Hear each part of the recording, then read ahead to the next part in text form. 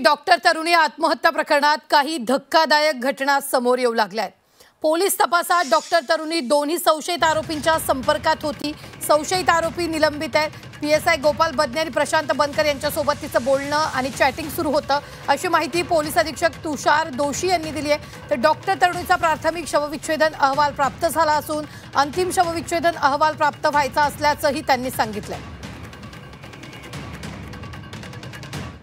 परंतु मी एवढं सांगू इच्छितो की दोन्ही जे आरोपी आहेत ते आणि मृतक हे एकमेकांना ओळखत होते आणि त्यांच्यात बोलणं आणि चॅटिंग हे रेग्युलर सुरू होतं। मृत महिलेच्या ज्यावेळेस तिचा मृत्यू झाला, तिने आत्महत्या केली, त्याच्या आधी किती वेळ तिचं बोलणं झालं आणि कोणाशी झालं? नाही, मी फक्त एवढं सांगू इच्छितो की ती दोन्ही आरोपींच्या संपर्कात होती आणि त्यांचं एकमेकांशी बोलणं हे सुरू होतं असं दिसतंय। म्हणजे त्या महिलेचं दोन्ही आरोपींशी वेगवेगळं